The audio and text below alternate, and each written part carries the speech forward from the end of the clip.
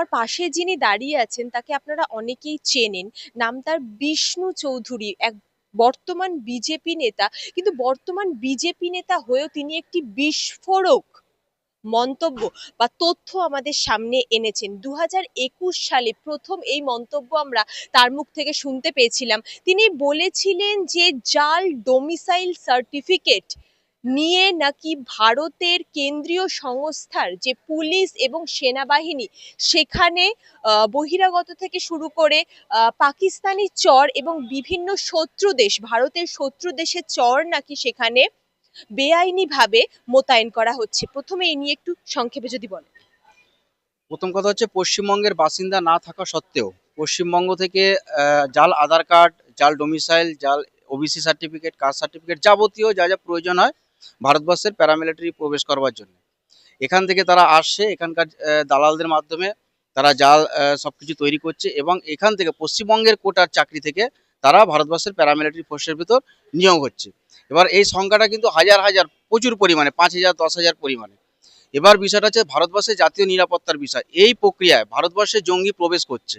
আজকে জাল পাসপোর্টের যেটা বেরিয়েছে, এর অনেক আগে আমি ভারতবর্ষের প্যারামিলিটারি ফোর্সের ভেতর নথি জাল করে চাকরি হচ্ছে, এটা আমি অভিযোগ করেছি এবং সিআইডি সিবিআই এটা কোর্টকে রিপোর্টও দিয়েছে যে আমার দেওয়া তথ্য অনুযায়ী সব সত্যি।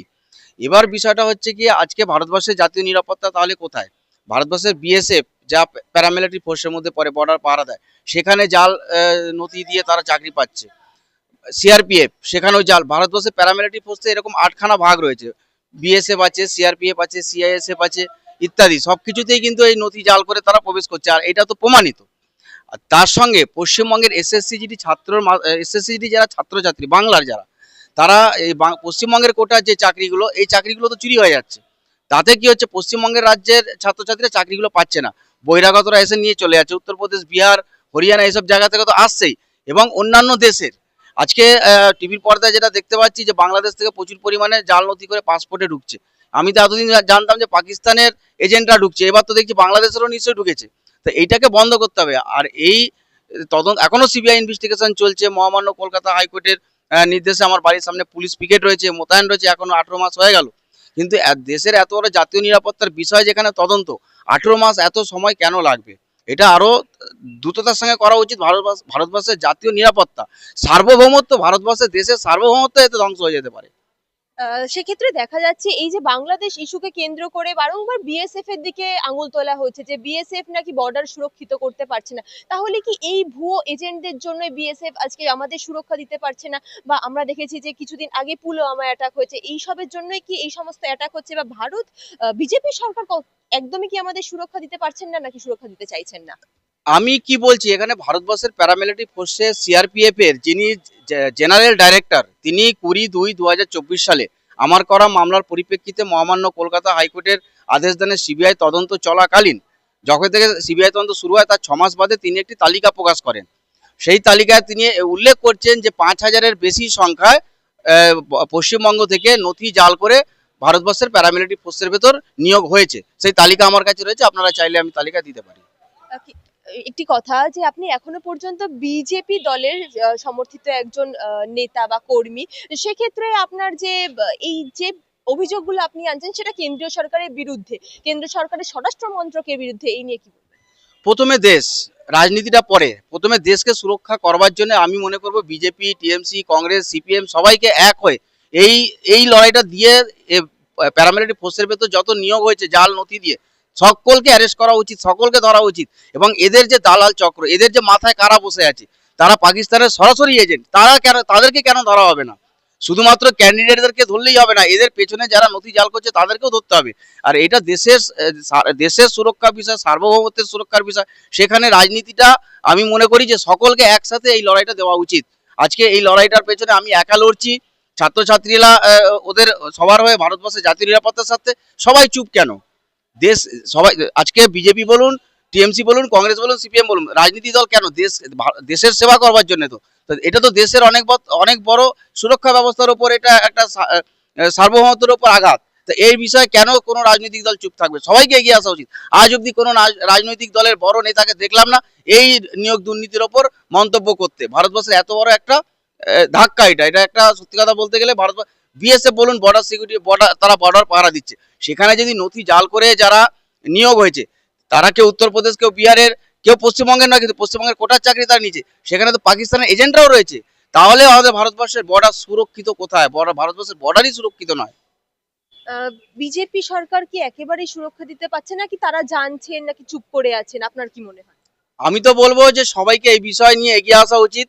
বিজেপি সরকার হোক বা রাজ্যের সরকার হোক, সবাইকে উচিত। এবারে যদি এই প্রশ্ন আসে, তাহলে আমি মনে করি, আমি নিরপেক্ষতা নিয়ে ভারতবর্ষের একজন কর্তব্য পরায়ণ নাগরিক হিসেবে আমি বলবো যে ভারতবর্ষের যত রাজনৈতিক দল, যত সরকার রয়েছে, সবাইকে এই বিষয়ে এগিয়ে এসে এটা ইমিডিয়েট এটাকে রক্ষা করা উচিত। নয়তো যেভাবে ভারতবর্ষের ইস্ট ইন্ডিয়া কোম্পানি ঢুকে ভারতবর্ষকে দখল করে, ইংরেজরা দখল করে নিয়েছিল, এইভাবে প্যারামিলিটারি ফোর্সের মাধ্যমে বহিরাগতরা, বহিরাগত রাজ্যের, বহিরাগত দেশের যারা জঙ্গিরা, তারাও কিন্তু ভারতবর্ষের সার্বভৌমত্বের উপর আঘাত হানবে।